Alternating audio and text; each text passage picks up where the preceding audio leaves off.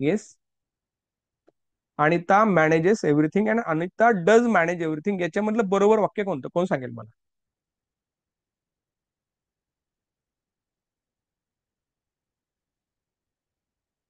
Yes.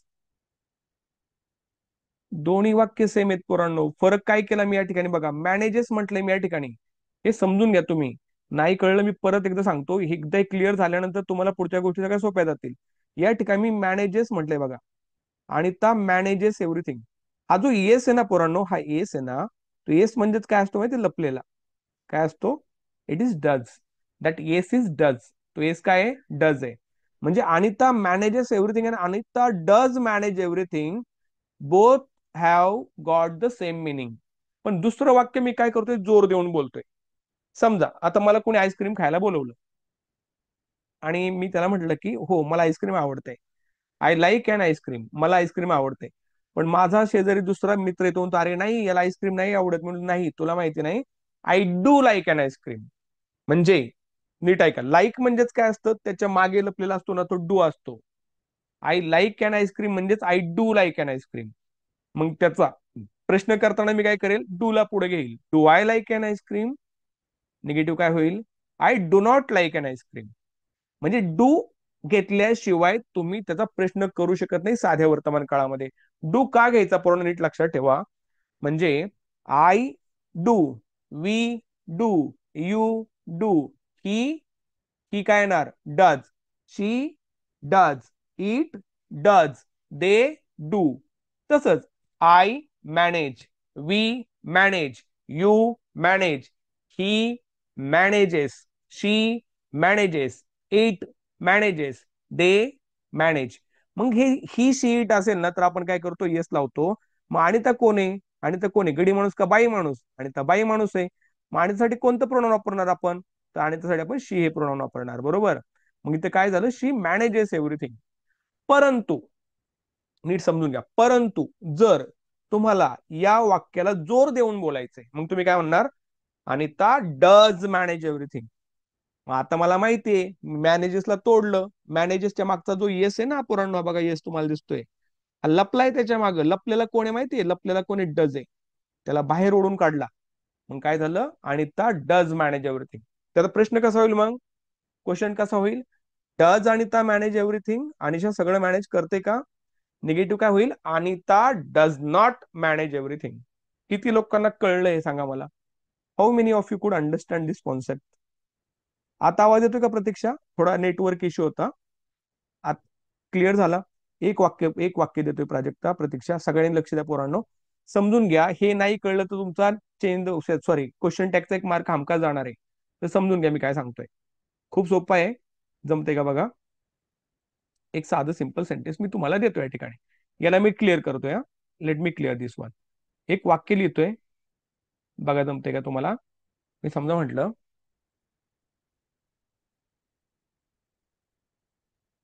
Soldiers fight for our nation. वाक्य चुकी बरोबर बघा. म्हणजे सैनिक आपल्या देशासाठी लढतात. Soldiers fight for our nation, बरोबर. पण कोणतरी म्हणलं नाही नाही, सोल्जर्स पुढे लढतात देशासाठी. तर मी म्हटलं नो. मग मी काय म्हणणार? Soldier soldiers do fight for our nation.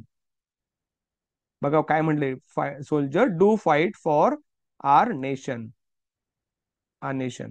आता या वाक्यामध्ये मी सोल्जर्स डू फाईट म्हणलं, म्हणजे फाईटच्याच मागे काय लपलेलं आहे? डू लपलेला आहे. पण समजा एकच सोल्जर असेल मग मी काय म्हणेल बघा, अ सोल्जर, नीट बघा, अ सोल्जर फाईट्स. स्पेलिंग चुकलं तर इग्नोर करा, मी टाईप करतोय, soldier fights for our nation. बघा वाक्य चुकी बरोबर. आता एक सोल्जर आहे, याचाच अर्थ काय होतो? फाईट्स म्हणजे लपलेला डज आहे. मग काय म्हणणार? A soldier, SOLDIER, a soldier does fight for our nation. For our nation. मला सांगा हे वाक्य चुकी बरोबर? बरोबर झालं. पण आता या ठिकाणी बघा काय गंमत आहे. या ठिकाणी मी काय केले, a soldier does fight are. एकच सोल्जर आहे, एकच सोल्जर आहे. मग तो सोल्जर मुलगी असू शकते किंवा मुलगा असू शकतो. ही असू द्या किंवा SOLDIER, SOLDIER, राईट. आता याच्यामध्ये आता मला क्वेश्चन करताय, क्वेश्चन कसा करेल सांगा मी आता, कसा करेल. मला माहितीये क्वेश्चन जर मला तयार करायचा असेल ना, if I want to make a question ना, I need to have a helping verb. मला हेल्पिंग वर्ब घ्यावं लागेल. माझ्याकडे तयार आहे, आता मी तयार करून ठेवले. मग मी काय करणार, फक्त कुणाला पुढे घेणार, कुणाला घेणार सांगा. Does, does a soldier. आता नीट बघा, आता मी काय लिहिलंय, फाईट. तुम्ही डच पण वापरताय ना फाईट्स पण वापरताय, चालणार नाही. एकच वापरायचं. मी काय म्हणलं, does a soldier fight for our nation, for our nation.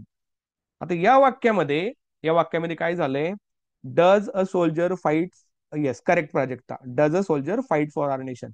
तुम्हाला परीक्षेमध्ये आता जो IBPS TCS चा पॅटर्न आला ना मुलांना, त्याच्यात प्रश्न डायरेक्ट असे देतात. आता इथं काय करतील ते, हे वाक्य does a soldier fight for our nation आहे ना, तर इथं येस पण लावून टाकतील. फाईटच्या नंतर काय करतील तर बघा, मी त्याला म्हणतो येस पण लावून टाकला यांनी. इथं येस लावला, याला मी हायलाइट करतो वेगळ्या पेनने, नीट लक्ष द्या. इथं येस लावला, सगळंच हायलाइट झालं, जाऊ दे चला. हा जो शब्द लिहिला ना मी फाईट, नीट लक्ष द्या.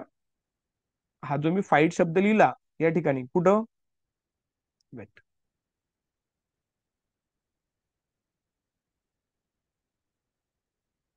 हा जो फाईट शब्द, समजा जाऊ दे सोडा, हे काय होत नाहीये.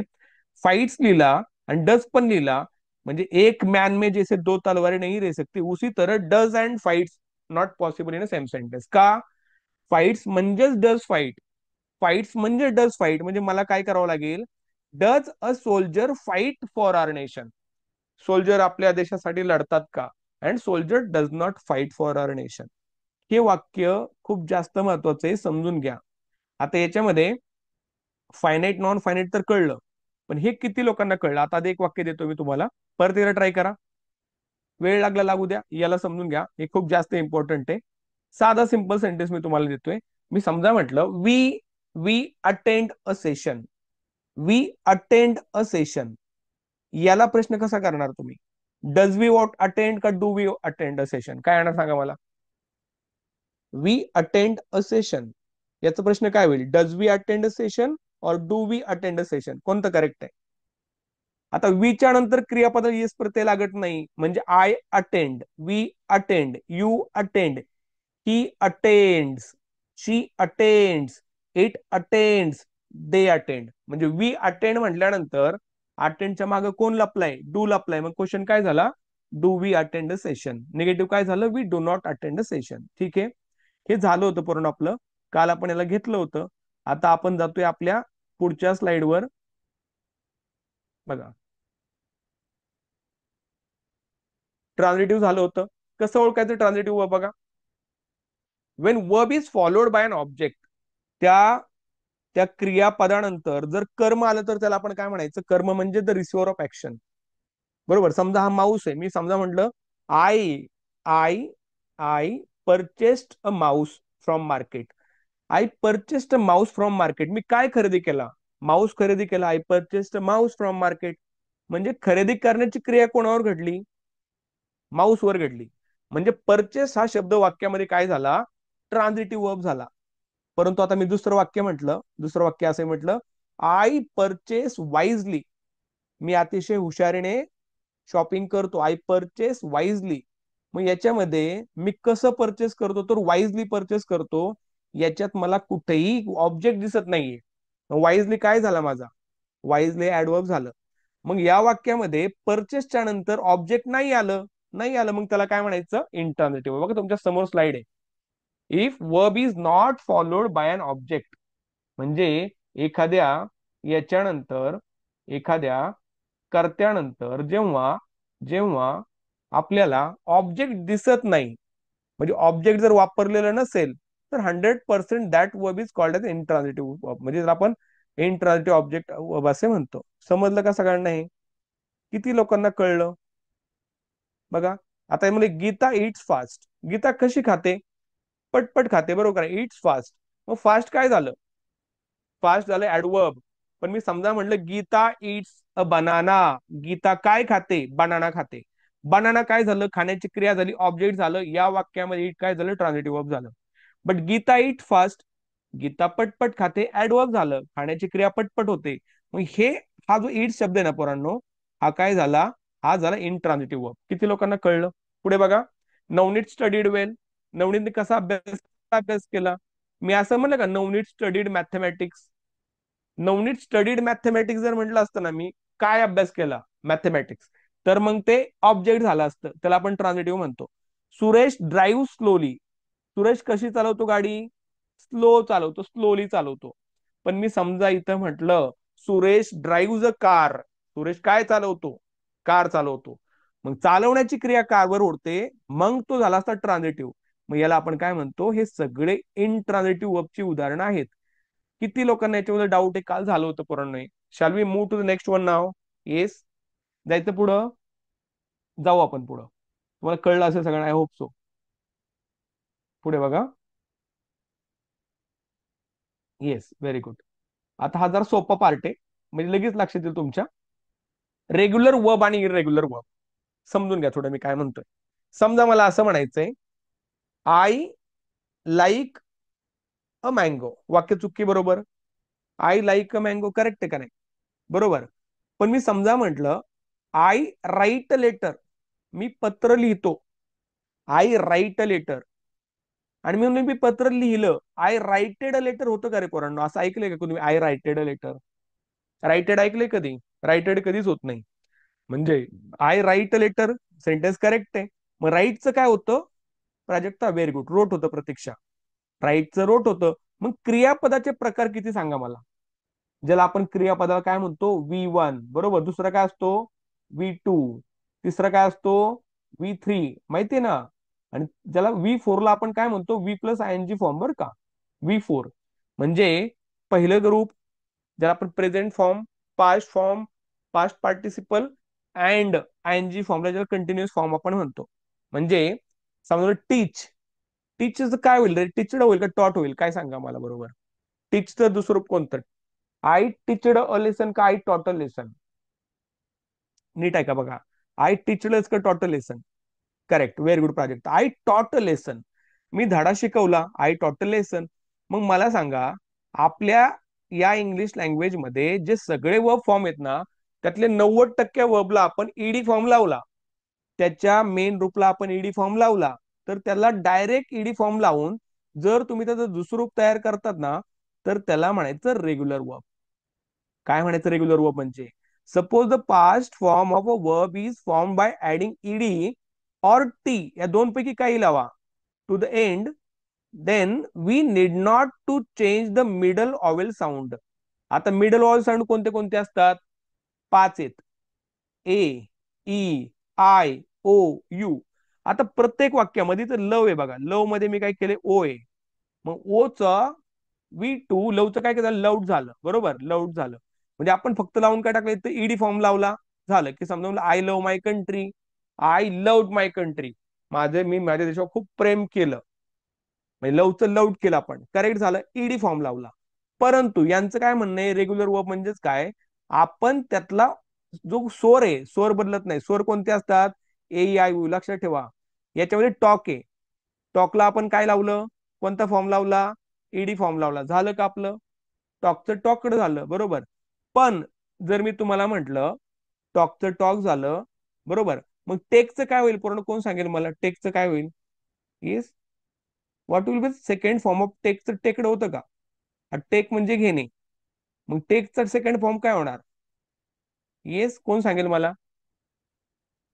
Very good, correct Pratiksha. Took झाला. मग मला सांगा, समजा मी म्हणलो की I take a glass, I take a cup of tea, right? I taked a cup of tea असं चालेल का? आपल्या घरचं आहे का काही पण म्हणायला? टेकचं टेकडं नाही होणार. का नाही होणार? कारण त्याचा V2 म्हणजेच पास्ट फॉर्म हा डबल ओने होतो. मग टेकचं काय झालं? टूक झालं. मग असं जर होत असेल ना पोरांनो, जर क्रियापदाचा पास्ट फॉर्म करताना जर हा मधला जो स्वर आहे ना, ज्याला आपण म्हणतो मिडल ऑवेल साऊंड, जो मधला जो स्वर आहे हा जर बदलत असेल, तर समजून जायचं तो असतो इरेग्युलर. आणि फक्त ईडी लागला, क्रियापदाच्या शेवटी ईडी लागला किंवा टी लागला आणि त्याचा पास्ट फॉर्म झाला, तर समजून जायचं की we are having regular form of verb. किती लोकांना कळलं? समजा म्हणलं आय मॅनेजचं मॅनेजड होईल. बरोबर. मग माझा साधा प्रश्न आहे, मी हा शब्द लिहितोय कट. कट या शब्दाचा V2 कोणता सांगा मला. कटचं कटेड होतं का? What is the V2 of cut? कटचा V2 काय होईल सांगा मला. येस, कटचा V2 काय होईल? कटेड का कुटेड? काय काय होईल? कटचा काय होईल V2? कटचा कटच राहतो. Cut cut cut. Put put put. म्हणजे एखादी गोष्ट कापणे. मी समजून I cut cake. Exactly Pratiksha, very good Priyanka ma'am. आता त्याच्यामध्ये आपण काय म्हटलं की आय कट केक, मी केक कापतो. पण नीट ऐका. आता मी एक वाक्य लिहितोय, त्या वाक्याचं तुम्ही मला काय सांगायचा. ते वाक्य खूप साधं सिंपल लिहितोय मी तुमच्यासाठी.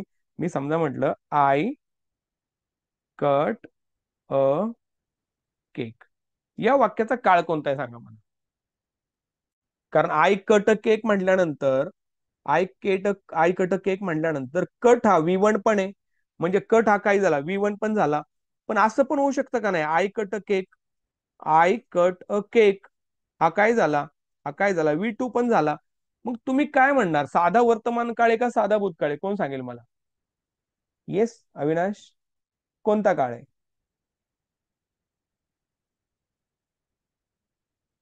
I cut cake and I cut cake. मी केक कापतो आणि मी केक कापला. कसं ओळखणार? How will you understand? कसं ओळखणार? आय कट अ केक, मी केक कापतो. पण एक लक्षात ठेवा, आय कट अ केक म्हटल्यानंतर स्पेलिंग तेच राहतं, उच्चार पण तोच राहतो. पण मी समजा आय कट अ केक म्हटलं आणि म्हटलं I cut a cake yesterday, मग तिथं मला टाइम एक्सप्रेशन वापरावं लागेल. जर टाइम एक्सप्रेशन मी नाही वापरलं तर मला ही गोष्ट समजणार नाही, हे लक्षात ठेवा. आलं लक्षात? म्हणून काही क्रियापदांचं स्वरूप बदलत नाही. ते कट कट कटच राहणार, पुट पुट पुटच राहणार, शर्ट शर्ट शर्टच राहणार. माझा प्रश्न असा आहे, मग तुम्ही त्याला रेग्युलर वर्ब म्हणणार का इरेग्युलर वर्ब म्हणणार सांगा मला. Will you call it a regular verb or irregular verb? म्हणजे ज्या क्रियापदाचा सेकंड फॉर्म होता ना, if we are not changing the middle vowel sound, what will you call it? Regular or irregular verb? काय करताल तुम्ही त्याला, रेग्युलर म्हणताल का इरेग्युलर म्हणताल? त्याला रेग्युलरच म्हणायचं, लक्षात ठेवा. त्याला रेग्युलरच म्हणायचं, बिकॉज आपल्या इरेग्युलरचा एकच फॉर्म. इकडे बघा या ठिकाणी वॉक, टॉकचं काय झालं? Talk talked. वॉकचं काय झालं? Walk walked. बघा तुमच्या समोर आहेत सगळे. वॉकचं काय झालं? Walk talk, right. आता याच्यामध्ये बर्नचं काय झालं? बर्नचं मी काय म्हणतोय, बर्नड आणि बर्न बोथ आर करेक्ट बरं का, दोन्ही सुद्धा करेक्ट आहेत. मग करेक्ट कोणतं? एक अमेरिकन इंग्लिश, एक ब्रिटिश इंग्लिश. आपल्याला काही देणं घेणं नाहीये. आपल्या याच्यामध्ये BURN, हा यू जो आहे ना, जो आपला स्वर म्हणतो, तो नाही बदलला आपण. तो बदलला नाही याचा अर्थ 100% काय आहे? It is a regular verb. या वाक्यामध्ये लर्नचं काय होतं? लर्नड म्हणतात लोक आणि आय लर्न लेसन पण म्हणतात. म्हणजे एक अमेरिकन इंग्लिश, एक ब्रिटिश इंग्लिश. आपल्याला काय करायचं, आपण फक्त एक लक्षात ठेवा, if we are not changing the middle vowel sound of it 100% that is regular verb. परीक्षेमध्ये प्रश्न येतो, out of 4 find out which is irregular and which is irregular and regular verb. तर तुम्हाला माहिती पाहिजे पोरांनो. ठीक आहे. ब्रिंगचं काय होतं? ब्रिंगड होतं का? Bring, brought. ब्रिंगचं काय होईल? बायचं बॉट बॉट बॉट. बाय म्हणजे विकत घेणे. I bought a pen, correct आहे. I bring a glass of water, मी पाण्याचा एक ग्लास आणतो. I brought a glass of water, मी पाण्याचा एक ग्लास आणला. म्हणजे आपण काय करतोय, आपण फक्त चेंज करतोय. याच्यामध्ये मिडल ऑवेल साऊंड मधला स्वर बदलतोय. त्याला आपण इरेग्युलर वर्ब असं म्हणायचं. ठीक आहे. रेग्युलर कळलं. आता इरेग्युलरची स्लाइड तुमच्या समोर ओपन करतोय, बघून घ्या. चेक करा बघा बरोबर आहे का. If you want you can take a screenshot of this. काय म्हटलंय? If the middle vowel sound is changed while making the past form of a particular verb form, then it is called irregular verb. म्हणजे जर तुम्ही middle vowel sound change करताय एखाद्या गोष्टीचा, middle vowel sound change करताय म्हणजेच काय करताय, तर राईटचं काय केलंय? राईटचं काय केलंय? रोट केलंय, ROT केलं, WROT केलं. इथं परत काय झालं? आय झालं. म्हणजे सगळे काय झाले आपले? इरेग्युलर झाले. म्हणजे क्रियापदाचा पास्ट फॉर्म करताना जर मी मिडल वॉवेल साऊंड चेंज करतोय तर त्याला इरेग्युलर वर्ब म्हणायचं. And if I am not changing the middle vowel sound, it should be called a regular verb. Is it clear now? सगळ्यांना समजलं. टीच बघा इथं काय TEACH आहे. हा एचा आपण काय केलं इथं ओ केला. टीच टॉट टॉट आय टॉट अ लेसन. का असं होतं आय टीचड अ लेसन नाही होत. टेकचं काय झालं टूक झालं बघा इथे एचा ओ डबल ओ झाला. इथं परत चेंज झालं. सिक म्हणजे शोधणे SEEK सिक म्हणजे शोधणे. इथं सिकचं काय झालं सॉर्ट झालं.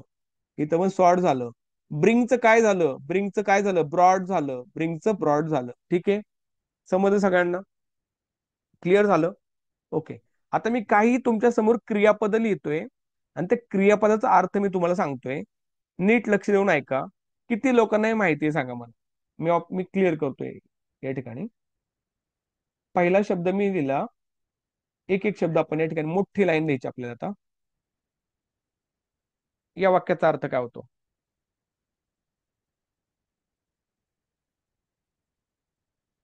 C watch look stare behold त्याच्यानंतर कम अक्रॉस. काय होतो याचा अर्थ कोण सांगेल मला. सी म्हणजे काय सी म्हणजे पाहणे बरोबर का नाही. मग आपण काय होतो see you tomorrow. See you tomorrow म्हणजे उद्या एकमेकाला पाहू असा अर्थ घ्यायचा घेतं. सी म्हणजे पाहणे बरोबर. वॉच म्हणजे सुद्धा पाहणे बरोबर का नाही. वॉच म्हणजे सुद्धा पाहणे. लुक म्हणजे सुद्धा बघणे. स्टेअर म्हणजे एखाद्या टक लावून पाहणे. बिहोल्ड म्हणजे दृष्टीस पडणे. कम अक्रॉस म्हणजे अचानक एखादी गोष्ट नजरेस पडणे. या सगळ्यांचा अर्थ एकच होतो दिसणे. मग समजा मी असं म्हटलं वाक्य चुकी बरोबर सांगा. मी म्हटलं I am looking a Baahubali movie or I am watching a movie. दोन पैकी करेक्ट कोणतं आहे. मूवी हा लुक केला जातो का वॉच केला जातो. Watching a movie. मग वॉच आणि लुक मध्ये काय फरक आहे कोण सांगेल मला. What is the difference between watch and look. Yes what is the difference between watch and look. Yes very good.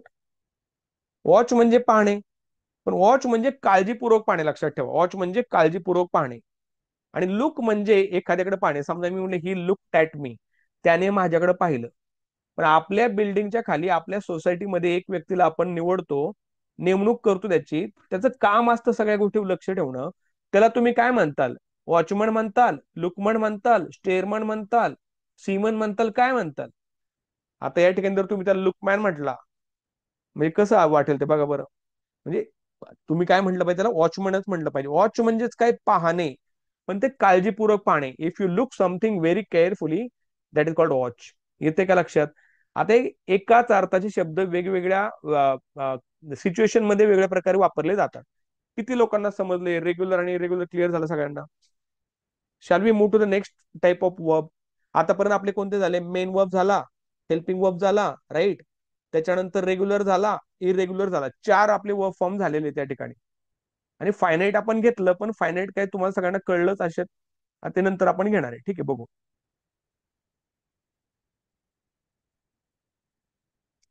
ठीक आहे आता या ठिकाणी एक वाक्य मी देतोय. ते वाक्य चुकी बरोबर तुम्ही मला सांगायचंय. मी टाईप करतोय ते वाक्य तुम्ही मला सांगा. मी म्हटलं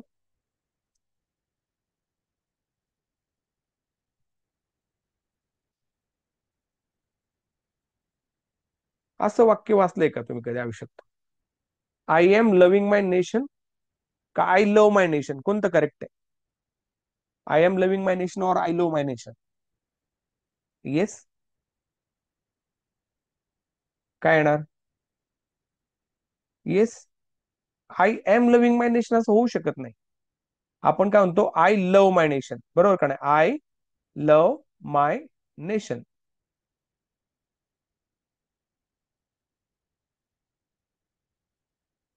जस्ट अ मिनिट कळलं I love my nation. Yes मग मला सांगा प्राजक्ता प्रियंका आदिती या सगळ्या भावना आहेत म्हणजे लव असेल फील असेल रिमेंबर असेल बिलीव्ह असेल ट्रस्ट असेल. All these are all these are emotions. आणि आपल्या इमोशन्स आपण कधी क्रियापद म्हणून आयएनजी फॉर्म मध्ये लिहू शकत नाही. काय म्हटलं मी समजा मी म्हटलं आता माझं एखाद्या समजा एखाद्या व्यक्ती खूप प्रेम आहे. खूप प्रेम आहे. ती व्यक्ती त्याला म्हटली की I am loving you so much I can't live without you. ती व्यक्ती म्हणेल ठीक आहे, you can't live without me, पण तुझं आणि माझं काही जमायचं नाही. तुला इंग्लिश बिलकुलच येत नाही. कारण आय एम लव्हिंग यू कधीच नसतं, काय असतं, I love you so much. येते लक्षात? थोडक्यामध्ये लव्ह इज अ वर्ड, नीट ऐका, love is a word that cannot be written in आयएनजी form as a main verb. म्हणजे क्रियापद मध्ये हेट असेल, लव्ह असेल, फील असेल, रिमेंबर असेल, बिलीव्ह असेल, ट्रस्ट असेल, हे सगळे शब्द क्रियापद म्हणून आयएनजी फॉर्म मध्ये तुम्ही कधीच लिहू शकत नाही. समजा एक साधं उदाहरण देतो. समजा मी म्हटलं I am believing in god, ऐकलंय का तुम्ही? का आय बिलीव्ह इन गॉड, कोणतं करेक्ट आहे? आता प्रश्न मी तुम्हाला का सांगतोय, परीक्षेमध्ये 4 वाक्य देतात आणि पहिलं वाक्य असतं I am trusting you so much.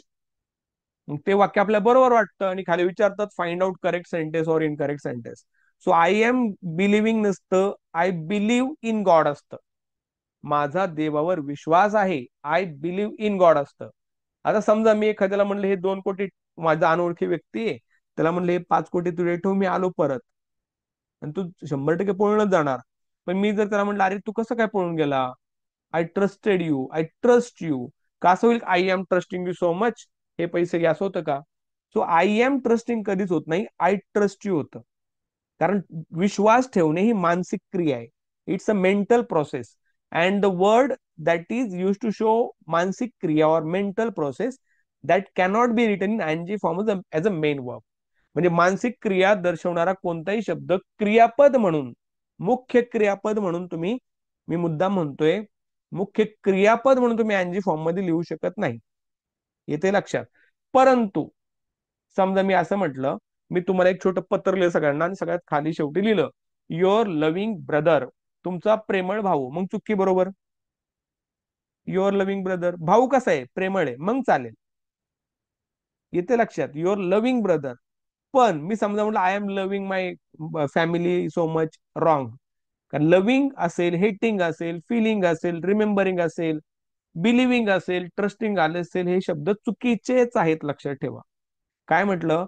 The word, आता इथं बघा एकदा डेफिनेशनच्या कडे या पोरांनो, काय म्हटलंय, काय म्हटलंय, आणि the word that cannot be written in ing form, that cannot be written in ing form as a verb म्हटलंय. ऍज अ वर्ब त्याला आपण काय म्हणतो? त्याला स्टेटिव्ह वर्ब म्हणायचं. काय म्हणायचं त्याला? This is called as a stative verb. त्याला स्टेटिव्ह वर्ब म्हणायचं. ठीक आहे, स्टेटिव्ह वर्ब. आणि हा काय करतो? It is use to express a state और condition rather than an action. म्हणजे त्याच्यावर ऍक्शन नसते, तर काय असते? स्टेट और कंडिशन असते. म्हणून त्याला स्टेटिव्ह वर्ब असं म्हणायचं. किती लोकांना कळलं?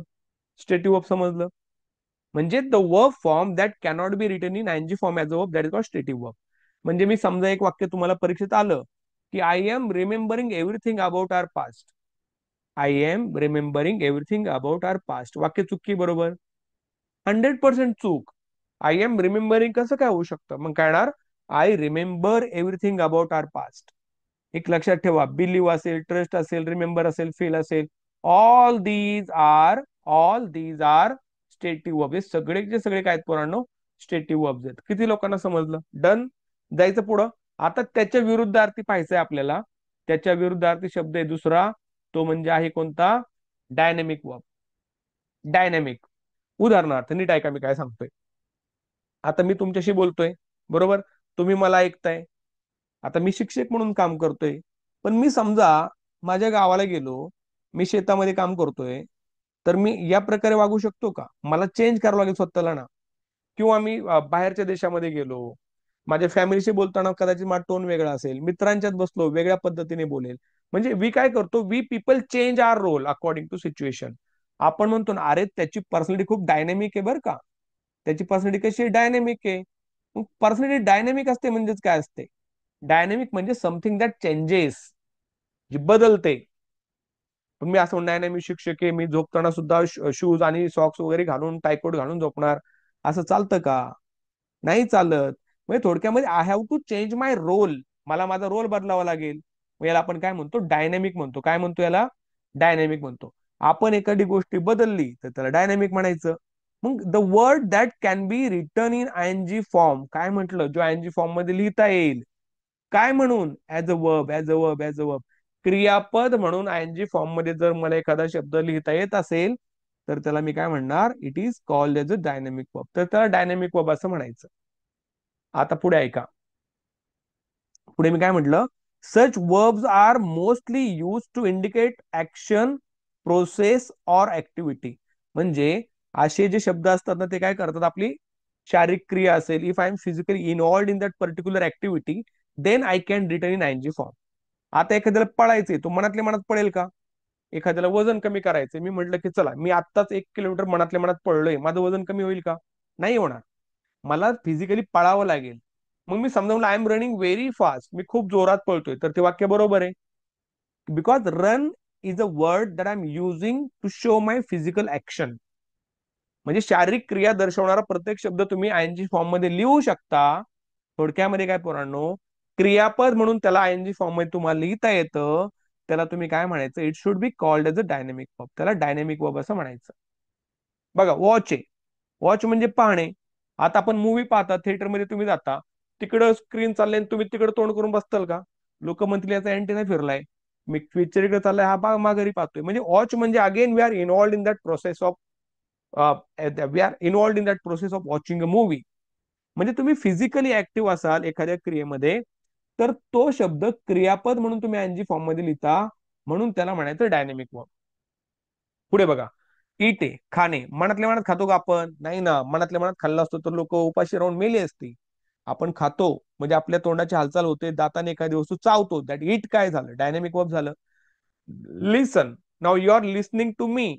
तुम्ही मला ऐकताय, याचा अर्थ कधी तुमच्या कानामध्ये इयरफोन असेल, तुम्ही ऐकताय मला, you are again physically involved this activity. तुम्ही शारीरिकदृष्ट्या या ऍक्टिव्हिटी मध्ये तुम्ही तुम्ही गुंतलेला आहात. म्हणजे ते शब्द तुम्ही आयएनजी फॉर्म मध्ये लिहू शकता क्रियापद म्हणून. वॉच वॉच डबल झालाय. स्टडी बघा, स्टडी म्हणजे अभ्यास करणे, ही पण एक ऍक्शनच आहे. म्हणजे डायनॅमिक वर्ब म्हणजेच काय, डायनॅमिक वर्ब म्हणजे the word that can be written in आयएनजी form as a verb. एखादा आयएनजी फॉर्म मध्ये मला शब्द लिहिता येतात, तर डायनॅमिक म्हणायचं. मग तो काय असतो? तो असतो माझी शारीरिक क्रिया दाखवणारा शब्द. त्याच्या विरुद्ध अर्थी जर माझी मानसिक क्रिया असेल, the word that I am using to indicate my mental state or emotion, that word can not be written in आयएनजी form as a verb. किती लोकांना कळलं मी सांगितलेलं? Did you all understand the difference between stative verb and dynamic verb? Is it clear now? Hey, hello, येते का लक्षात पोरांनो? Or shall I repeat? Shall I repeat? समजले? हे महत्वाचं आहे बरं का, बेसिक पार्ट आहे. It's very basic part. Aditya, very good. आता पटपट एकदा बघा काय काय पाहिलं आपण. आपण आपण पाहिलं मेन वर्ब, कळलंय सगळ्यांना. आपण पाहिलं हेल्पिंग वर्ब, कळलं सगळ्यांना.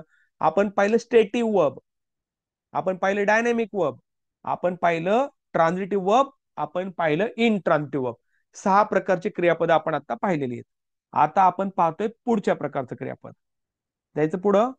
इथपर्यंत क्लिअर झालं? कुणाला डाऊट असेल विचारू शकता तुम्ही चॅट बॉक्स मध्ये, or you can directly unmute your self.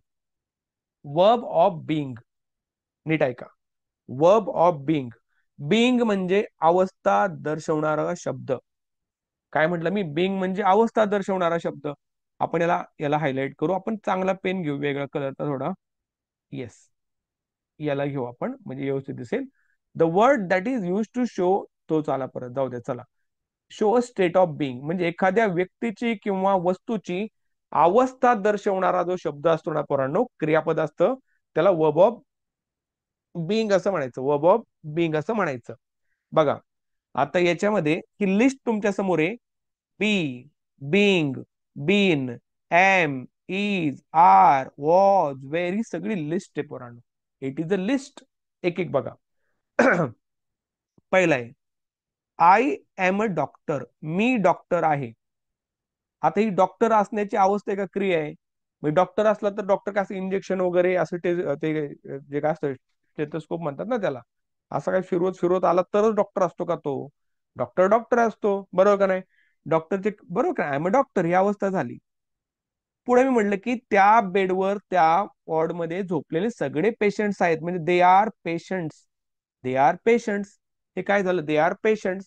ते सगळे कोण आहेत? रोगी, पेशंट्स आहेत, आजारी माणसं आहेत. आता आर काय करतोय मी? I am using this are to show again अवस्था, वर्ब ऑफ बिंग. पुढे म्हटलं Sheetal is an efficient worker. Sheetal एक चांगली कार्यक्षम कामगार आहे. ही पण काय झाली पोरांनो? ही अवस्थाच झाली. पुढे म्हणलं बॉईज वर फ्रँक, ते मुलं कशी होती, फ्रँक होते.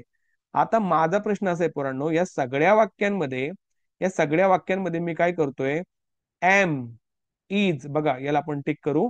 इथं मी एम वापरला, इथं आर वापरला, इथे इज वापरला, इथं वर वापरला. हे सगळे काय करतात, हे सगळे माझे ना काय दाखवतात, सगळे काय दाखवतात, माझी अवस्था दर्शवतात. पण याला मी काय म्हणतो, वर्ब ऑफ बिंग. किती लोकांना वर्ब ऑफ बिंग कळलं? आपण तो नाव डेज, आता बी, बिंग आणि बीन, नीट ऐका. बी, बिंग अँड बीन याचा वापर मी तुम्हाला एकदा एकदा वाक्यात करून दाखवतो, तुमच्या लक्षात येईल. काय म्हटलं मी? बी, समजा तुमचा एखादा मित्र जास्त शहाणपणा करतोय, तुम्ही त्याला म्हणले, ए, don't try to be smart, जास्त शहाणपणा करू नकोस. Don't try to be smart, don't try to be smart. Be म्हणजे असणे, आपलं ठरलेले. एखादा मित्र तुमच्याशी कधीच बोलत नव्हता, अचानक तुम्हाला रोज चहा पाजतोय, रोज फोन करतोय, तुम्हाला लक्षात आलं दाल में कुछ काला आहे. मग तुम्ही त्याला म्हटले, nowadays you are being very careful, nowadays you are being very very cooperative.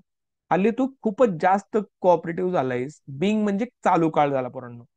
आता बीन म्हणजे पूर्ण काळ. समजा मी म्हटलं, have you been to America, तुम्ही अमेरिकेला गेला होता का? म्हणजे बी काय झाला, फर्स्ट फॉर्म. बिंग काय झाला, चालू काळ. आणि बीन झाला आपला पूर्ण काळ. समजलं तुम्हाला? क्लिअर झालं? तर वर्ब ऑफ बिंग कोणते? Be, being, been, am, is, are, was, were. ठीक आहे. याला आपण काय म्हणतो, all these are called verb of being. या सगळ्यांना आपण वर्ब ऑफ बिंग असं म्हणायचं. Is it clear now? जायचं पुढं, shall we move to the next one. Verb of being झालं. आता त्याच्या पुढचा कोणता असणार आहे ते दाखवतो तुम्हाला. वर्ब ऑफ बिंग नंतर हमखास असणार कोणता आहे, वर्ब ऑफ डुईंग. आता डुईंग म्हणजे लगेच तुम्हाला कळलं, बिंग म्हणजे आपली अवस्था असते, डुईंग म्हणजे काय असणार आहे, क्रिया. If you are physically involved in that particular activity, that is called verb of doing. एखाद्या गोष्टीमध्ये तुम्ही इन्व्हॉल्व असता करण्याच्या, तर त्याला वर्ब ऑफ डुईंग म्हणायचं. बघा चेक करा, verb of doing, verb of doing. The word that is use to show action, action in the sentence. तुमच्या समोर सगळे जे शब्द दिलेले आहेत, ते सगळे ऍक्शन दाखवतात का नाही ते मला सांगा. एक एक बघून घ्या. रन काय झाला, ऍक्शन आहे. प्ले काय झाला, ऍक्शन आहे. टीच काय झाला, ऍक्शन आहे. लाफ काय झाला, ऍक्शन आहे. मीट काय झाला, ऍक्शन आहे. हे सगळे काय दाखवतात, पूर्ण ऍक्शन दाखवतात. म्हणून याला काय म्हणायचं, वर्ब ऑफ डुईंग. याला म्हणायचं वर्ब ऑफ डुईंग. बघा, आय एम रनिंग फास्ट, मी जोरात पळत आहे. Right. They are playing a game, ते गेम खेळत आहेत. Sheetal was teaching a lesson, Sheetal teaching एक लेसन शिकवत आहे. Boys were laughing at me, मुले माझ्याकडे बघून हसत आहेत. या सगळ्या पोरांनो काय आहेत, या सगळ्या काय आहेत, क्रिया आहेत. म्हणून याच्यामध्ये रनिंग असेल, प्लेइंग असेल, टीचिंग असेल, लाफिंग असेल, all these word I am using to show action, action, action. म्हणजे आपण काय करतो, याला वर्ब ऑफ डुईंग असं म्हणायचं. समजलं सगळ्यांना वर्ब ऑफ बिंग आणि वर्ब ऑफ डुईंग मधला फरक? किती झाले? Main verb, helping verb, stative verb, dynamic verb, transitive verb, intransitive verb, verb of being, verb of doing. इथपर्यंत झालं? क्लिअर झालं? आता मला सांगा, मी तुम्हाला याच्या अगोदर एक टाईप सांगितला होता, फायनाईट वर्ब. आले आले आपले त्याच्यावर बोलणं झालं होतं. किती लोकांना आठवतंय फायनाईट वर्ब म्हणजे काय? Yes, do you remember finite verb? काय असतं फायनाईट वर्ब? कारण मी त्याला काउंट नाही केलं. का नाही केलं, आता त्याला पुढे कळेल तुम्हाला काय म्हणायचं ते. फायनाईट वर्ब म्हणजेच काय, की वाक्याच्या कर्त्यानुसार क्रियापद बदलतं. The subject is going to decide the verb form of the sentence. म्हणजे वाक्यातील कर्ता हा जर क्रियापदाला कंट्रोल करत असेल, means if the verb form that I am using it is controlling the main verb in a sentence, then that is called finite verb. म्हणजे वाक्यामध्ये वापरलेला कर्ता वाक्यामधील क्रियापदाला कंट्रोल करतो, त्याचबरोबर त्याचबरोबर तो वाक्याचा काळ सुद्धा दर्शवतो, त्याला आपण फायनाईट वर्ब असं म्हणतो. ठीक आहे. आता मी एक वाक्य लिहितोय, ते फायनाईट आहे का नॉन फायनाईट तुम्ही मला सांगायचा प्रयत्न करा. हे समजून घ्या पोरांनो. एक सेंटेन्स, सिंपल सेंटेन्स मी लिहितो. आय, चला, आय वॉश अ कार, हे फायनाईट आहे का नॉन फायनाईट आहे? आणि पुढे मी म्हटलं गीता वॉशेस अ कार. बघा तुमच्या लक्षात आलं असेल, जस मी आय म्हणतोय त्यास मी काय लिहितोय, आय वॉश अ कार लिहितो. पण जस मी गीता, गीता शब्द वापरला पोरांनो, जसं मी गीता वापरलं तसं काय झालं, गीता वापरल्यानंतर काय झालं त्या ठिकाणी, गीता म्हटल्यानंतर काय झालं, गीता म्हटल्यानंतर इथं काय झालं, वॉशेस झालं. गीता वॉशेज अ कार, येते लक्षात? गीता वॉशेज अ कार येते का लक्षात? Geeta washes a car. मग गीताला नंतर वॉशेज का वापरलं मी, कारण मला कळलं गीता थर्ड पर्सन आहे. मग याच्यानुसार हे बदललं ना, याच्यानुसार बदललं म्हणजेच या वाक्यामध्ये वॉश हा शब्द मेन क्रियापद आहे, मेन क्रियापद आहे आणि तो कर्त्यानुसार बदलतोय. वॉश काय झाला, फायनाईट वर्ब. आता दुसरं वाक्य बघा, जमते का चेक करा.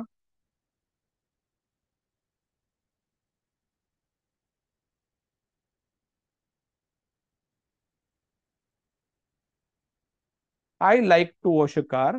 पुढे म्हणलं she likes to wash a car. दोन वाक्य तुमच्या समोर आहेत पोरांनो. मग याला जरा वर घ्यायला पाहिजे होतं आपण. ठीक आहे, इथं लिहितो मी, she likes to watch a car.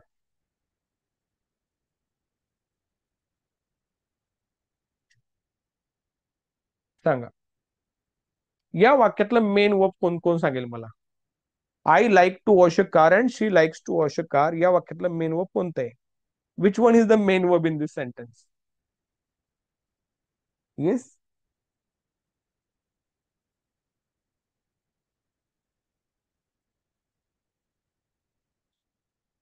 या वाक्यात मी काय म्हणले, I like to wash a car, I like wash a car. Okay, ठीक आहे. मी नीट परत सांगतो, नीट लक्ष द्या. या वाक्यामध्ये मी म्हटलं याला आपण चेंज करू, थोडा छान कलर घेऊ, ब्ल्यू कलर, ग्रीन घेतला आपण. I like to wash a car, या वाक्यामध्ये लाईक हे क्रियापद आहे की वॉश हे क्रियापद आहे? पहिल्या वाक्यामध्ये लाईक हे क्रियापद आहे की वॉश हे क्रियापद आहे? आता तुमचं कन्फ्युजन झालं, अहो सर लाईक पण क्रियापद आहे वॉश पण क्रियापद आहे. आता गंमत बघा, लाईक आणि वॉश याच्यामध्ये इथं पण मी त्याला घेतो, आय लाईक वॉश, या दोन पैकी कोणता असा शब्द आहे जो वाक्याचा काळ दाखवतोय? कोणता असा शब्द आहे जो वाक्याचा काळ दाखवतोय? वॉश आताच राहिला. समजा अजून एक तरी वाक्यात आपण एक वाक्य ऍड करू, समजा म्हटलं इथे लिहिलं, people like to wash a car. सांगा चला, people like to wash a car मी कशाला हायलाइट करणार होतो या ठिकाणी? परत हायलाइट कशाला करणार? People like to wash a car. मग याच्यामध्ये तुमच्या लक्षात आलं असेल काय बदलतंय, मी सांगतो तुम्हाला, नीट लक्ष द्या. या ठिकाणी लाईक हा बदलला, इथं बदललं, इथं बदललं. वॉश बदललंय का रे, कुठे चेक करा एकदा. तुम्हाला कोणत्या वाक्यामध्ये वॉश बदललेलं दिसतंय का? बघा इथं वॉश आहे तसंच आहे का? इथं वॉश आहे तसंच आहे, इथं वॉश आहे तसंच आहे. पुढे मी एखादं वाक्य लिहिलं की आय लाईकड टू वॉश कार, की मला एकेकाळी ना कार धुवायला खूप आवडायचं, आता नाही आवडत. मी म्हटलं I liked to wash a car. काय बदललं?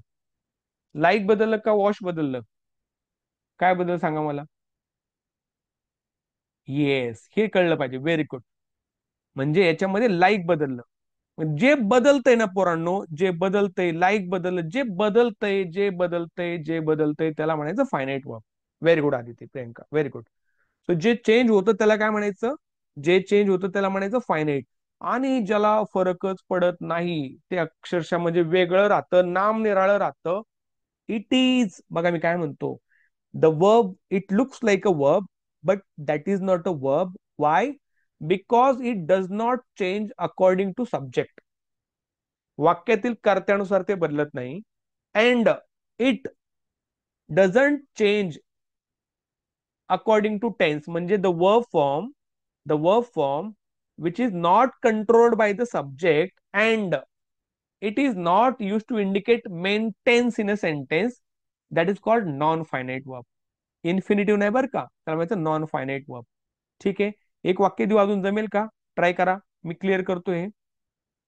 एक साधं सिंपल सेंटेन्स देतो मी तुम्हाला, एक एक बघू आपण. Let me write that sentence, आपण बघू त्याला.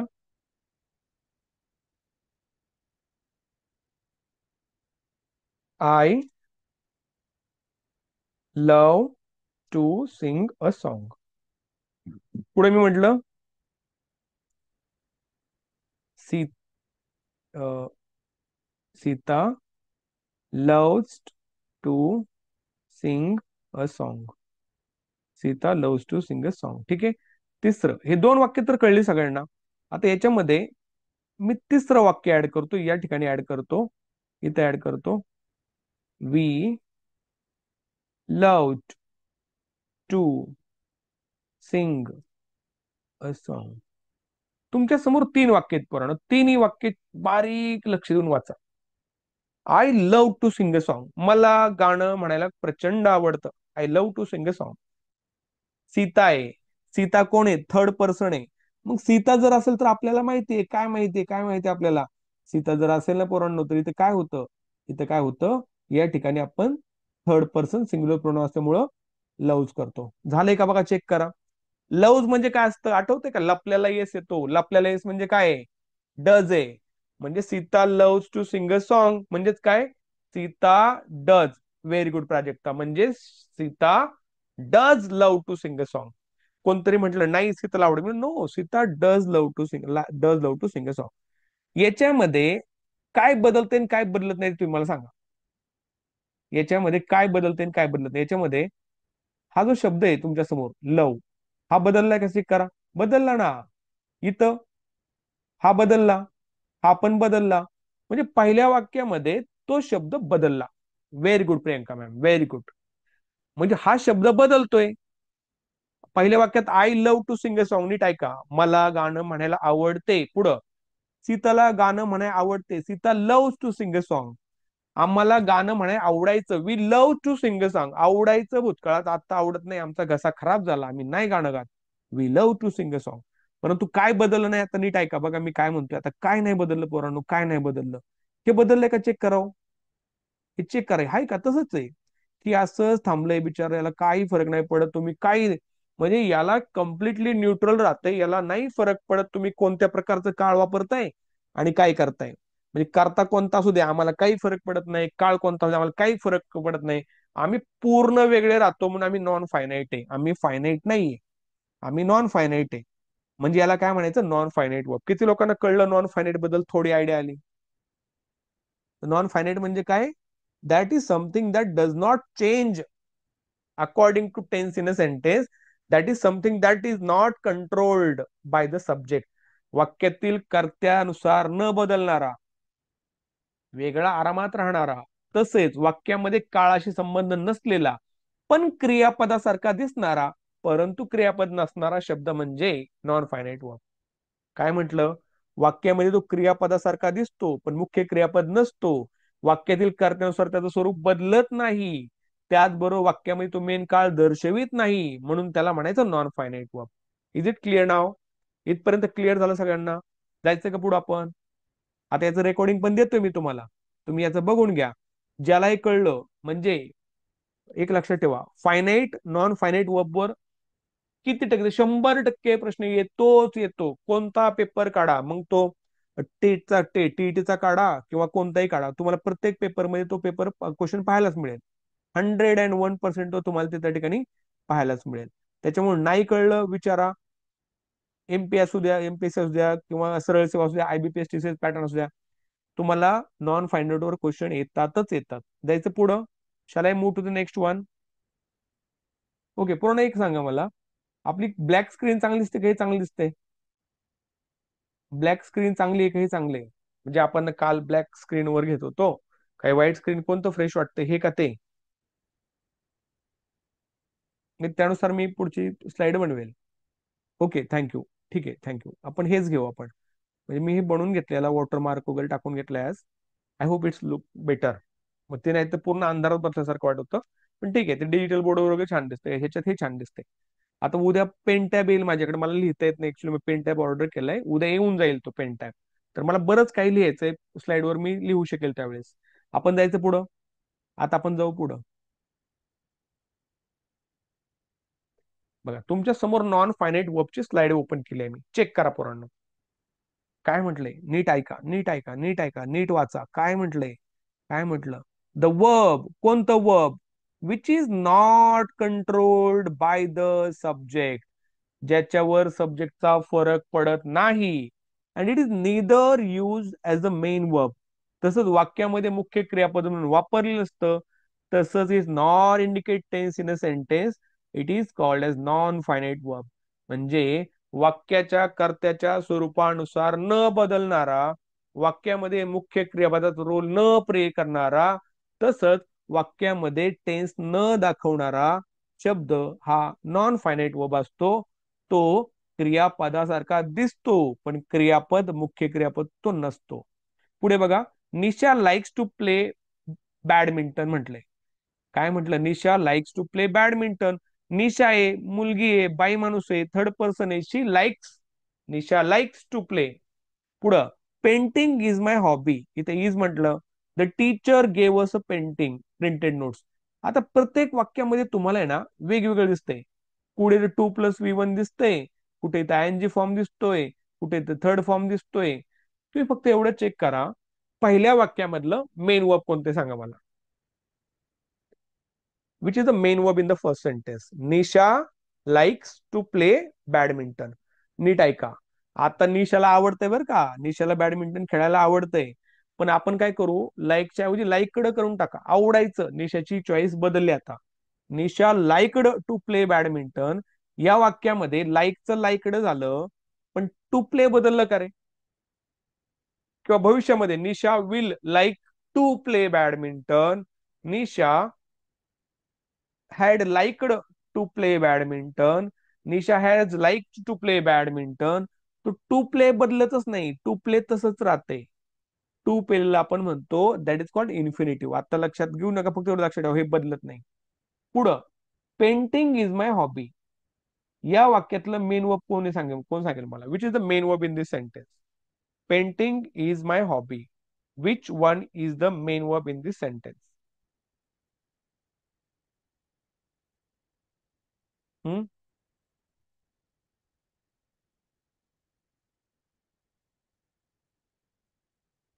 कोणताही main verb. Painting is my hobby. Aditi, Pratiksha ma'am, Priyanka ma'am, Sushant, कोणताही main verb? Painting is my hobby. नीट ऐका, मी सांगतो, लक्ष देऊन ऐका. पेंटिंग म्हटलंय, पेंटिंग इज माय हॉबी. आता तुम्हाला वाटते पेंटिंग, पेंटिंग म्हणजे काय? तुम्हाला असं वाटतं हेच क्रियापद आहे. पण आता तुम्ही आपण शिकलेली क्रियापदाची व्याख्या आठवून बघा. काय होतं? वाक्याचा अर्थ पूर्ण करणारा शब्द म्हणजे क्रियापद. मग इजच्या जागी वॉज टाकलं. Painting is my hobby. Painting was my habby, sorry hobby. Painting will be my hobby. मग याच्यामध्ये इज असेल, ऑज असेल, विल बी असेल. हे जे शब्द मी वापरतोय ना, हे वाक्याचा काळ बदलून टाकतात पोरांनो, म्हणून हे मुख्य क्रियापद आहे. आठवते का आपलं काय होतं? क्रिया दर्शवणारा, अवस्था दर्शवणारा, मालकी दर्शवणारा, वाक्याचा अर्थ पूर्ण करणारा शब्द म्हणजे क्रियापद.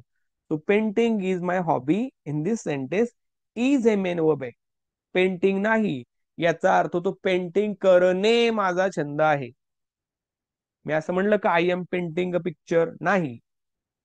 म्हणजे थोडक्यामध्ये समजा मी असं म्हणलं पेंटिंग इज माय हॉबी, पुढे म्हणलं painting was my habby, hobby sorry, habby का डोक्यात येते, सॉरी, ठीक आहे. Painting is my hobby, painting was my hobby, painting will be my hobby. तर पेंटिंग पेंटिंग पेंटिंग तिन्ही वाक्य सेम राहिलं. माय हॉबी सेम राहिलं. बदललं काय? इज झालं, ऑज झालं, विल बी झालं, हे बदललं. म्हणून त्याला म्हणायचं मेन वर्ब. आणि जे बदलत नाही ना, त्याला आपण डायरेक्ट काय म्हणायचं? That is called non finite verb. म्हणजे नॉन फायनाईट वर्ब काय असू शकतं? ते 2+V1 असू शकतं, ते आयएनजी फॉर्म मध्ये असू शकतं, किंवा ते ईडी फॉर्म मध्ये सुद्धा असू शकतं. आता तिसऱ्या वाक्याचा आपण विचार करू. The teacher gave us printed notes. टीचरने आम्हाला प्रिंटेड नोट्स दिले असं म्हटलं. The teacher gave us printed notes. The teacher gave us printed notes. याच्यामध्ये काळ दर्शवणारा शब्द कोणता आहे प्राजक्ता? द टीचर गेव, टीचरने आम्हाला प्रिंटेड नोट्स दिल्या. पण मी समजा म्हणलं teacher will give us printed notes, म्हणजे या वाक्याला मी खाली विल आता एक वाक्य लिहितोच मी चेक करा काय म्हणतोय, मला काय म्हणतो तुमच्या लक्षात येईल. मी समजा म्हणलं teacher will give us printed notes. ठीक आहे, पुढे एक वाक्य लिहिलं. या वाक्यातला मेन वर्ब कोणतं सांगा मला. Teacher will give us, will give अस झालं ना प्रिंटेड नोट्स, बरोबर. त्याच्यानंतर म्हणलं teacher has given us printed notes. काय बदललं पोरांनो, काय झालं. आपण फक्त एकच गोष्ट बदलली. कोणती गोष्ट बदलली आठवते का तुम्हाला, की आपण प्रिंटेड नोट तसंच राहिले प्रत्येक वाक्यामध्ये, ते बदललंच नाही. बदललंय काय मग, म्हणजे इथं काय बदललंय बघा, या ठिकाणी काय बदललं, इथं बदललंय has. Wait wait wait wait wait wait, या ठिकाणी काय बदललंय, या ठिकाणी बदललंय हॅज गिवन झालं. इथं इथं काय झालंय, विल गिव्ह झालंय. इथं काय झालंय, गेव झालंय. हे बदललंय. पण तुम्हाला कुठेही कुठेही कुठेही प्रिंटेड नोट्स बदलताना दिसते का, चेक करा. तुम्हाला कुठंच नाही दिसणार ते. हे प्रिंटेड नोट्स बदलते का, चेक करा. इथं आहे तसंच राहिलंय, इथं आहे तसंच राहिलंय, इथं आहे तसंच राहिलंय. प्रिंटेड शब्द बदललाच नाही, तो परत एकदा क्रियापदासारखा दिसला, पण तो मुख्य क्रियापद नाही. का नाही, कारण त्यानुसार वाक्याचं काळ बदलत नाही, म्हणून त्याला म्हणायचं नॉन फायनाईट वर्ब. म्हणजे नॉन फायनाईट वर्ब काय असू शकतो, नॉन फायनाईट वर्ब असू शकतो, नॉन फायनाईट वर्ब असू शकतो वाक्यामधला 2+V1 किंवा ING फॉर्म किंवा ईडी फॉर्म, ज्याला आपण नॉन फायनाईट वर्ब म्हणतो. आता नॉन फायनाईट वर्बचे आपल्याला प्रकार बघून घ्यायचे, कोणते कोणते आहेत ते आपण पाहू. ठीक आहे, मी क्लिअर करतो हे. आय होप तुम्हाला काही डाऊट नसेल याच्याबद्दल. डाऊट आला तरी पुढे येणार आहे, आत्ता लगेच टेन्शन घेऊ नका. थोडं हे समजायला थोडंसं अवघड जाते, बाकीचं सोपं आहे. एवढीच फक्त स्लाइड बघून घ्या, एवढी स्लाइड फक्त बघून घ्या. काय म्हटलं बघा, आता हे आपल्याला आता अभ्यासायचं नाहीये. हे जर तुम्ही आता पाहिलं आणि ह्याचा अभ्यासाचा प्रयत्न केला तर तुम्हाला काहीही कळणार नाहीये. त्याच्यामुळे आपण फक्त बघून घेऊयाला. हे नॉन फायनाईटचे प्रकार असतात. जो पहिला इन्फिनिटिव्ह आहे, ठीक आहे. दुसरा कोणता आहे, दुसरा कोणता आहे, जेरंड ज्याला आपण म्हणतो, V+ING. तिसरा प्रेझेंट पार्टिसिपल आहे. चौथा पास्ट पार्टिसिपल आहे. आणि पाचवं परफेक्ट पार्टिसिपल आहे. चौथा पाचवा परफेक्ट पार्टिसिपल आहे. हे काय आहे ते विचारू नका, आता त्याची गरजच नाहीये. इथपर्यंत सगळ्यांना क्लिअर झालं, इथपर्यंत क्लिअर झालं. आता आपल्याकडे वेळ आहे, मी नवीन टॉपिक चालू करतोय, tense and its subtypes. Tense चालू करू शकलो मी आता करणार आहे, कारण that is the only reason, because we have studied well the topic called verb. ठीक आहे, आता वर्बचे एकदा शॉर्ट मध्ये रिव्हिजन पटपट आपण घेऊ. रिव्हिजन म्हणजे फटपट मी सांगतोय, नीट ऐकून घ्या. वर्ब म्हणजेच काय. Verb is a word that I'm using to indicate an action, to show a state of being, right, or to show possession, and it completes the meaning of given sentence. It should be called as a verb. तर त्याला आपण काय म्हणायचं, verb form म्हणायचं. ठीक आहे, त्याच्यानंतर दुसरं महत्वाचं, क्रियापदाचे प्रकार कोणते. मेन वर्ब आहे आपला, हेल्पिंग वर्ब आहे, समजला. मेन वर्ब म्हणजेच काय, एम इज आर. नीट ऐका, am is are, was, were, have, has, had. याच्यानंतर जर क्रियापदाचा कोणता ING फॉर्म नाही आला तर पहिला जो असतो तो मेन वर्ब असतो. परंतु am is are, was, were, have, has, had याच्यानंतर कोणता ING किंवा ईडी फॉर्म आला तर पहिला आपोआप हेल्पिंग होऊन जातो. हे झालं. त्याच्यानंतर स्टेटिव्ह पाहिलं. स्टेटिव्ह म्हणजे काय, I am loving my country, चूक, ते मला ING फॉर्म मध्ये लिहिता येत नाही, because that is about my feeling and emotion. जे माझ्या भावना व्यक्त करतं त्याला मी ING फॉर्म मध्ये कधीच लिहू शकत नाही, त्याला आपण म्हणतो स्टेटिव्ह वर्ब. परंतु if I am physically involved in particular activity, that time that word is possible to write in ING form as a main verb. समजा मी म्हटलं I am writing something on board, writing I am physically involved, तो झाला dynamic verb. Stative dynamic कळलं. ट्रान्झिटिव्ह, ट्रान्झिटिव्ह म्हणजेच काय, ज्या क्रियापदानंतर कर्म असतं त्याला ट्रान्झिटिव्ह म्हणायचं.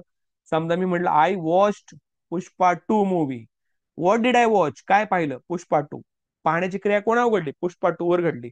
मग वॉच काय झालं, ट्रान्झिटिव्ह वर्ब झालं. पण मी म्हटलं आय वॉच व्हेरी केअरफुली, मी कसा पाहतो, काळजीपूर्वक पाहतो. केअरफुली काय झालं, क्रियाविशेषण झालं, म्हणजे कर्म नाही आलं.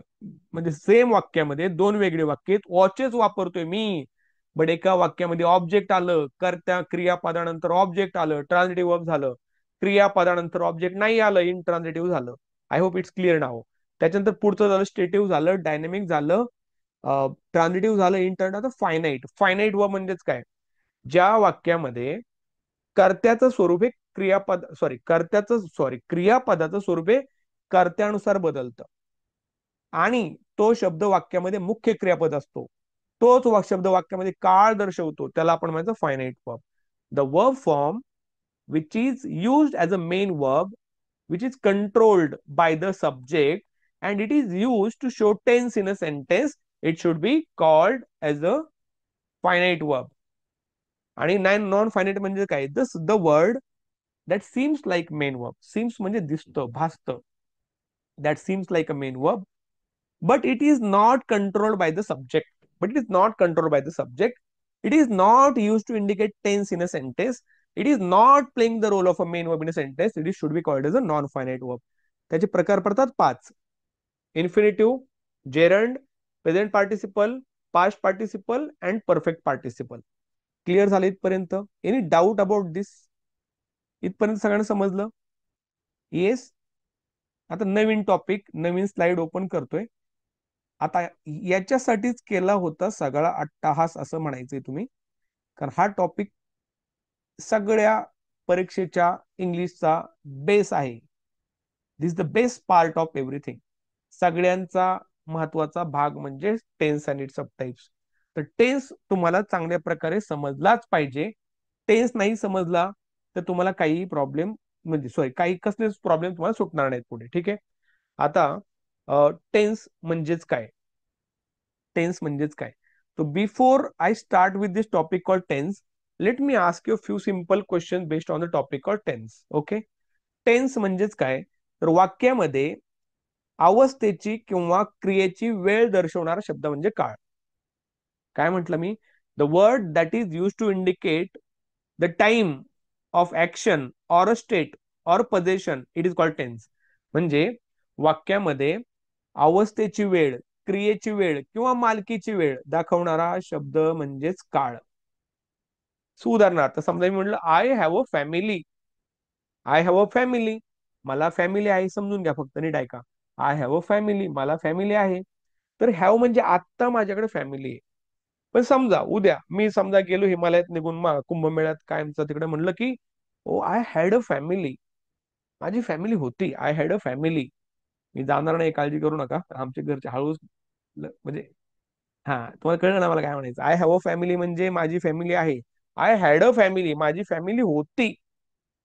फरक आहे. पुढे म्हणलं आय एम अ टीचर, मी शिक्षक आहे. आय वॉज अ टीचर, मी शिक्षक होतो. म्हणजे ही क्रिया नाही, ती अवस्था दाखवते. पण समजा मी म्हणलं I drive a car, me car चालवतो, ही अवस्था नाही दाखवत. हे काय दाखवतंय? क्रिया दर्शवते. I drive a car, me car चालवतो.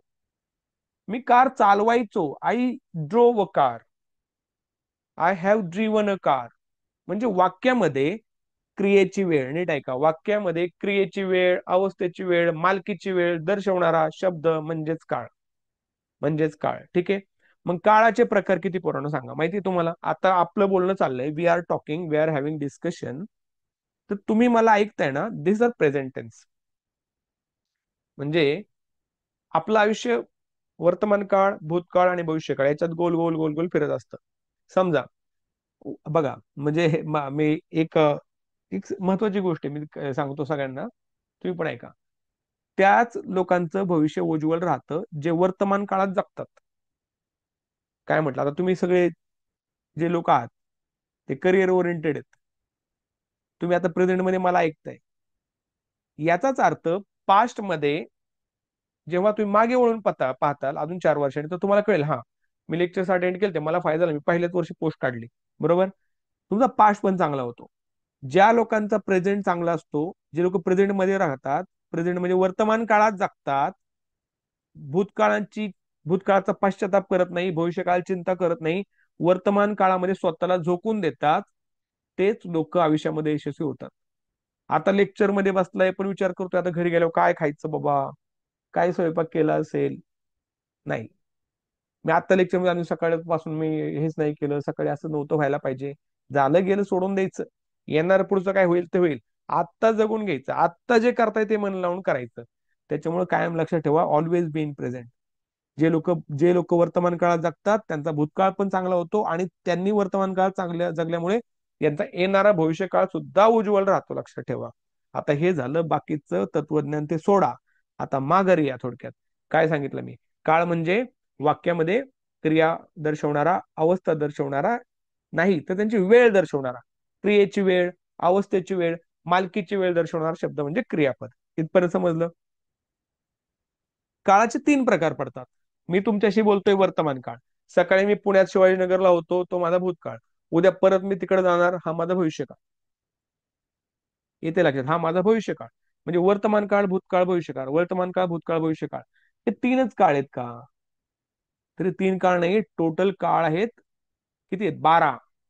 म्हणजे प्रत्येक काळाचे 4 उपप्रकार पडतात. ते कसे कसे मी तुम्हाला सांगतो, ठीक आहे? मी शेअर करतोय स्क्रीन तुमच्या बरोबर. Okay. Is it visible? Screen दिसते का सगळ्यांना? येस प्रियंका मॅम, दिसते स्क्रीन? ठीक आहे. वाचून घ्या मी काय लिहिलंय ते.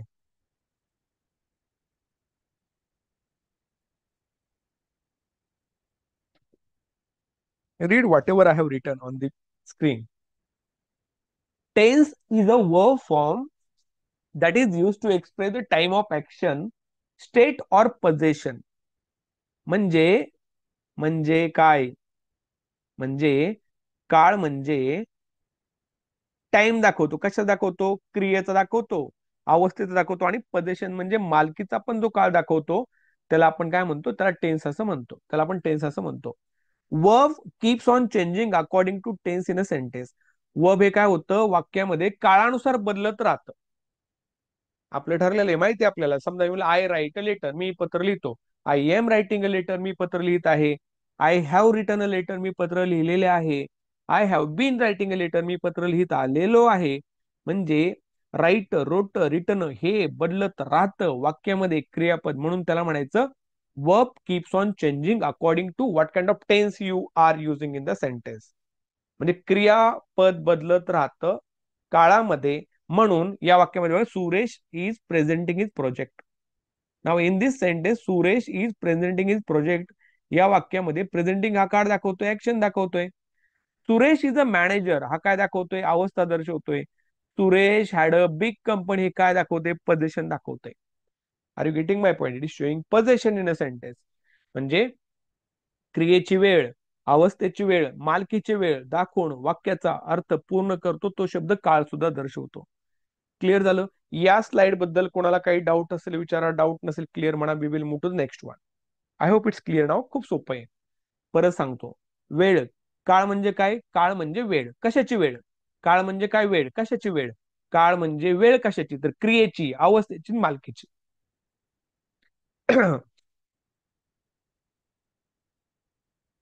हम्म.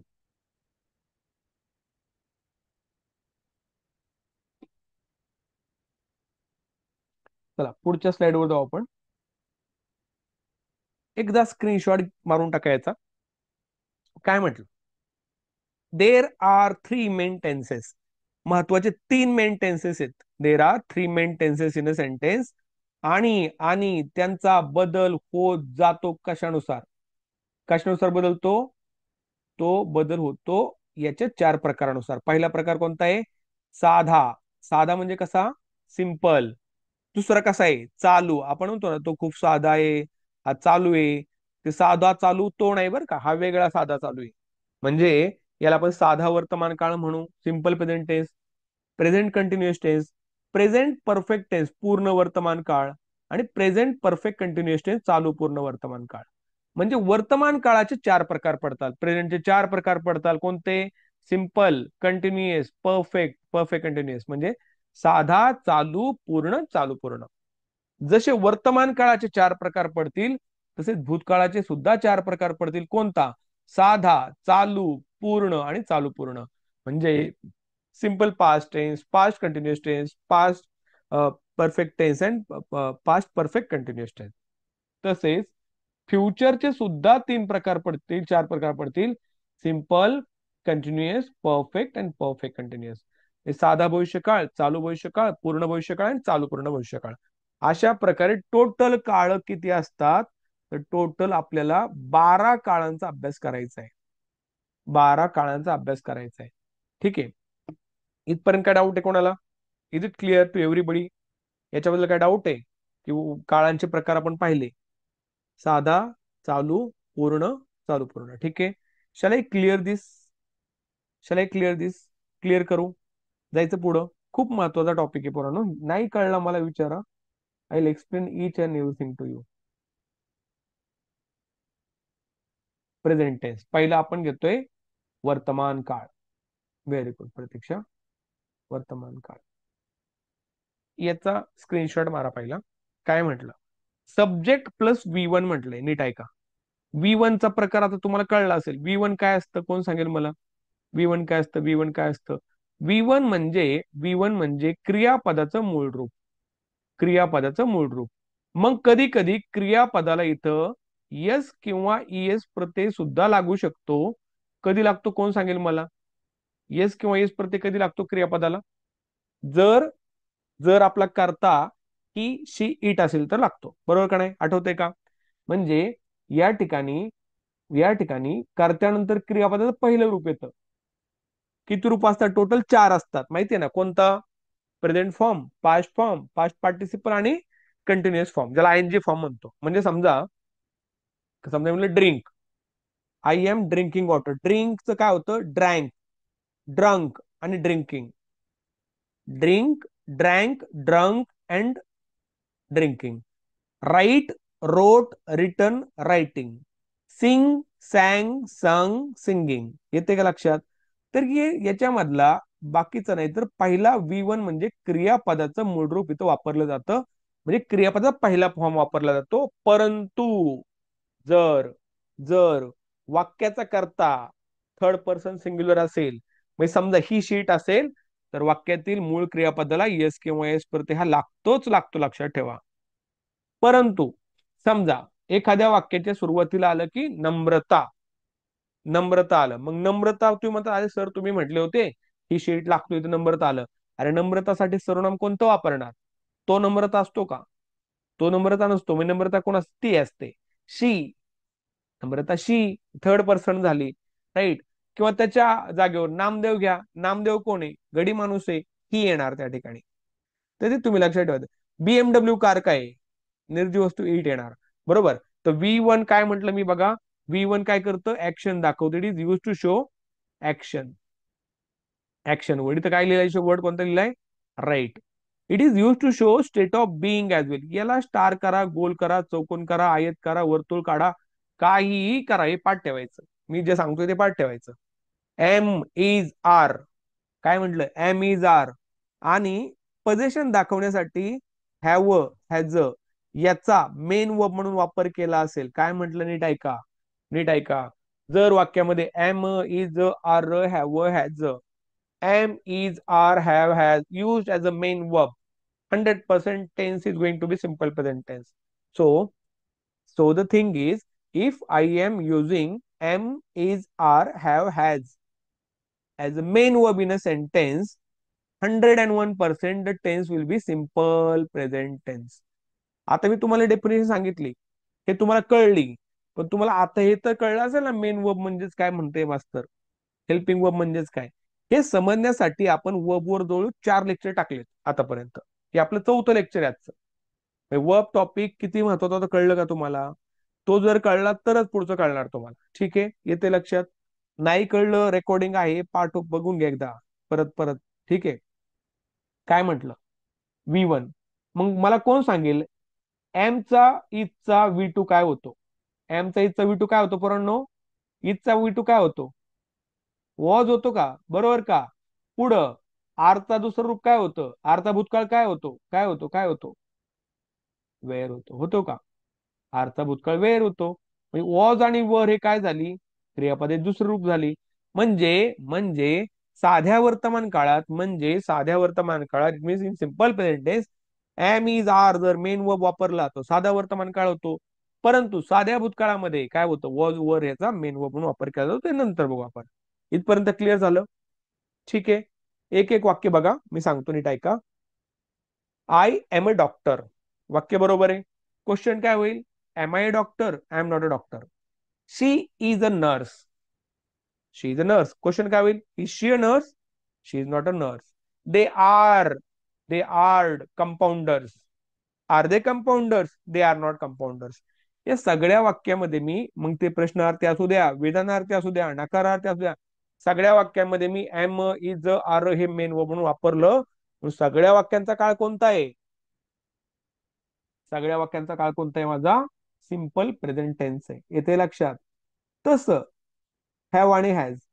मी समजा म्हटलं आय हॅव अ डाऊट, हॅवच्या नंतर मी म्हटलं I have asked a doubt, नाही म्हटलं आय हॅव अ डाऊट, तर वाक्याचा काळ झाला साधा वर्तमान काळ. पुढे म्हटलं Prajakta has a doubt. Prajakta has a doubt, कारण प्राजक्ताच्या साठी मी सर्वनाम कोणतं वापरणार? शी वापरणार. आणि शीच्या नंतर कधी हॅव येत नाही, म्हणून मी काय वापरलं? Prajakta has a doubt. पण आईच्या नंतर हॅज नाही येत. हे पार्ट पाहिजे तुमचं. I have, we have, you have, he has, she has, it has, they have. हे तुमचं तोंड पाठ पाहिजे पोरांनो. समजलं सगळ्यांना? Any doubt about this? Is it clear? Shall we move to the next one? समजलं सगळ्यांना? बोला बोला लवकर. नाही कळलं बोला. काय म्हटलं मी? एम इज आर याचा मेन वर्ब म्हणून वापर केला. हॅव हॅज याचा मेन वर्ब म्हणून वापर केला. तर वाक्याचा काळ 2000% नसतं, पण सांगतोय तुम्हाला, वाक्याचा काळ 100% काय असतो? सिंपल प्रेझेंट असतो. If am is are have has is use as a main verb 100%, the tense is going to be simple present tense. ठीक आहे. आता मी क्लिअर करतोय आणि पुढच्या स्लाइडवर जातोय. बघा. तुमच्या समोर वाक्य, स्लाइडचा स्क्रीनशॉट घेऊन टाका तुम्ही. We to use as a main verb. इथं आपण काय करतोय? वी टू काय करतोय? मेन वर्ब म्हणून वापरतोय. पण we are using it as a main verb. बघा. आणि कायसाठी वापरतो आपण ते? आपण ते वापरतो अवस्था दर्शवण्यासाठी. म्हणजे we use it to show a state of being in a sentence. बघा, एम इज आर काय म्हटलं? Am is are, am is are used as a main verb in a sentence. So I am a teacher. Correct sentence है. Neha is a doctor and we are students. या सगळ्यामध्ये मी याचा वापर main verb म्हणूनच केलेला आहे पोरांनो, हे लक्षात ठेवा. ठीक आहे. परंतु परंतु प्रतीक्षा मॅम, सगळ्यांनी लक्ष ठेवा. जर मी म्हटलं की मी याला वाक्याच्या सुरुवातीला घेतो, am I teacher, is Neha doctor, are we students, हे सगळे झाले प्रश्नार्थी वाक्य. काही नाही केलं, क्रियापदाला उचलायचं, वडत वडत न्यायचं, पुढे लिहून टाकायचं, संपला विषय. त्याच्यानंतर नॉट लावून टाका, झालं negative. I am not a teacher, Neha is not a doctor, we are not students, हे झाले निगेटिव्ह सेंटेन्स. तिकडे काही होऊ द्या, आपल्या सगळ्या वाक्यांमध्ये या सगळ्या शब्दांचा वापर हा काय म्हणून केलेला आहे? मेन वर्ब म्हणून केलेला आहे. काय म्हणून केलाय? मेन वर्ब म्हणून केलाय. मेन वर्ब म्हणून जर त्याचा वापर केला, मेन वर्ब म्हणून जर त्याचा वापर केला, तर 100% तो टेन्स साधा वर्तमान काळ असतो. आणि याच्यामध्ये आपण काय करतोय? अवस्था दर्शवण्याचा प्रयत्न केलेला आहे. ठीक आहे. या स्लाइड बद्दल कोणाला काही डाऊट आहे का? विचारा.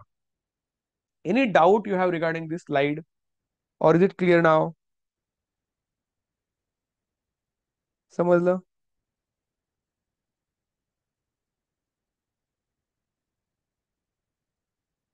Okay, shall I clear?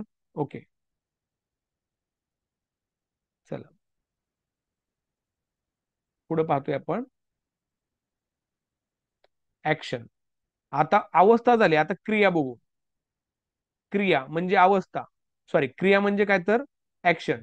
म्हणजे सात्विक प्लेज अ गेम, या वाक्यामध्ये प्लेज शब्द वापरलाय बघा. सात्विक प्लेज अ गेम, बरोबर. मग प्लेज म्हणजे काय असतं? कोण सांगेल मला? सात्विक प्लेज अ गेम म्हणजे काय असतं? प्लेज म्हणजे काय असतं? आठवतंय का? प्लेजचा चुकलेला तो काय असतो? प्लेज म्हणजे काय असतं? काय असतं? Does play. हे काय असतं? Does play. आठवतंय का? मग आता क्वेश्चन कसा होईल? Does Satvik play a game? Negative, Satvik does not play a game. येते लक्षात? I compose a poem. I compose a poem. कंपोजच्या मागे कोण लपलेला आहे? कोण असतो? डू असतो. मग क्वेश्चन कसा होईल? Do I compose a poem?